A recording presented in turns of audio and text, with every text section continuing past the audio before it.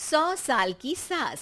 अरे मम्मी जी, थोड़ा उम्र के हिसाब से काम किया करो। कहीं कुछ हो गया तो लोग बोलेंगे बहू ने बूढ़ी सास का ध्यान नहीं रखा। बहू, तुम भी थोड़ा कम और धीरे बोला करो। कहीं चिल्लाते हुए कभी कुछ हो गया तो वही लोग बोलेंगे 100 साल की सास भली चंगी बैठी है और बहू बेचारी चलती बनी। वैसे मम्मी जी, दादी बिल्कुल ठीक बोल रही हैं। हैं? क्या ठीक बोल रही है? वो जो कुछ भी बोले वो सास है, पर तुम क्यों बोल रही हो? बहू होकर सास से जुबान लड़ाओगी क्या?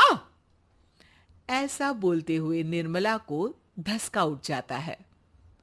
कहा था ना, मत चिल्ला मत चिल्ला। तुझे बिना सास और बहू से जुबान लड़ाए बिना शांति नहीं मिलती। अरे माँ, दादी की बात सुन लिया करो, तुम्हारे भले के लिए बोलती है ना। अरे कोई भला नहीं, इन्हें बस मुझे परेशान और शो ऑफ करने का शौक है। हाँ। चल झूठी। इस परिवार में 3 पीढ़ी की औरतें रहती है, जिनका हर समय कोई ना कोई अलग ड्रामा चलता ही रहता है, जिससे और किसी का पता नहीं, लेकिन सूरज बहुत परेशान रहता है। माँ, पियाली और दादी, आप तीनों के पास एक दूसरे को सास बहू वाले ताने देने के अलावा कुछ काम हो या नहीं, पर मेरे पास जरूर है। इसीलिए पियाली, जरा लंच ले आओ, मुझे ऑफिस भी जाना होता है। इस पर पियाली सूरज को लंच देती है और वो ऑफिस चला जाता है, जिसके बाद तीनों एक बार फिर अपनी बातों या कह लो कि नोक-झोंक में लग जाती हैं। इसी में दिन बीत जाता है। रात को सूरज के साथ उसके दोस्त भी खाने पर आते हैं। पियाली, मेरे कुछ दोस्त आए हैं। सॉरी, अचानक प्लान बना तो बता नहीं पाया। तुम जल्दी से डिनर बना दो ना। अरे वाह रे, आलसी माँ की आलसी बेटी। पहले बिना बताए दोस्तों को घर ले आओ, फिर बोलो जल्दी से डिनर बना दो। इतनी जल्दी है तो खुद बना लो।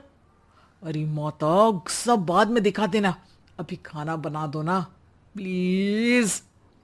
ऐसा बोल के सूरज दोस्तों के पास जाकर बैठ जाता है और पियाली डिनर की टेंशन में अपनी सास के पास पहुंच जाती है, जो अपने कमरे में आराम कर रही होती है। मम्मी, सूरज अचानक दोस्तों को घर ले आए हैं, क्या करूं अब? कुछ ऐसा बताओ ना जो जल्दी बन जाए और सर्व करते हुए भी अच्छा लगे। अरे रेस्टोरेंट से मंगा ले, दोबारा परेशान मत करना, सोने दे मुझे।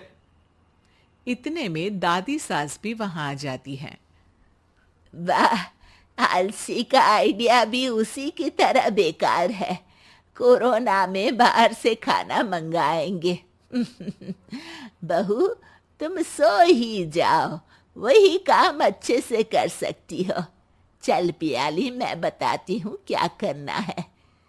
इस पर दादी सास पियाली के साथ मिलकर सारे मेहमानों के लिए खाना बनाती है, जिससे उन्हें ज्यादा मेहनत भी नहीं करनी पड़ती और सबका पेट भी भर जाता है। दादी के इस आइडिया से पियाली और सूरज बहुत इम्प्रेस हो जाते हैं। दादी, क्या यही खाना आपकी इस उम्र में इतना एक्टिव रहने और एंडलेस लाइफ का राज है? वैसे दादी ने आज तक राज किसी को बताया नहीं। इन्होंने ससुर जी तक को नहीं बताया, तभी तो वो ऊपर पहुंच गए और ये अभी तक यही है। तेरी सास मेरे ऊपर पहुंचने का ही इंतजार कर रही है, पर इस आलसी का ये सपना पूरा नहीं होने वाला। क्यों जी, अमर होने का वरदान लेकर आई हो क्या? अमर का पता नहीं, पर लगता है तुझसे लंबा जरूर जी लूंगी। इससे पहले कि दोनों सास बहू में कोई बहस शुरू होती, पियाली बीच में बोल पड़ती है। ठीक है, आप दोनों लड़ क्यों रही हैं? हम तो चाहते हैं कि आप दोनों हमारे साथ हमेशा रहें। पियाली की बातों पर दोनों शांत हो जाते हैं और उनकी लाइफ पहले जैसे चलने लगती है, जहां दादी सुबह जल्दी उठकर कुछ न कुछ काम करते हुए पूरा दिन बिताती है, तो वहीं निर्मला और पियाली लेट उठने से लेकर धीरे धीरे आलस में काम करना और जब मर्जी सो जाने से अपना दिन बिताती हैं। एक दिन निर्मला की सहेली उनके घर आती है। अरे क्यों रे निर्मला, कैसे चल रही है जिंदगी? सब बढ़िया, बस ये बुढ़िया ऊपर जाए तो ज्यादा अच्छा होगा। अरे ऐसा क्यों बोलती हो? तुम्हें तो उनसे सीखना चाहिए, वो बहुत फुर्तीली हैं। मैं उन्हें रोज मॉर्निंग वॉक करते हुए देखती हूँ, और वहीं तुम और तुम्हारी बहू है जिन्होंने शायद सुबह का सूरज आज तक देखा ही नहीं होगा। सहेली की बात सुनते ही निर्मला भड़क कर चिल्लाते हुए पियाली और अपनी सास को वहां बुलाती है, जिनके साथ सूरज भी वहां आ जाता है और ये सब देख सहेली वहां से चली जाती है। अरे सासू माँ, आपको हमसे क्या दिक्कत है? अब तो मेरी सहेलियां भी आपकी वजह से मुझे ताने देने लगी है। मम्मी जी, कुछ तो लोग कहेंगे, लोगों का काम है कहना, आप इग्नोर करो ना। अच्छा वैसे महारानी, वो तुम्हें भी वही सब बोल रही थी? है? मैंने क्या किया?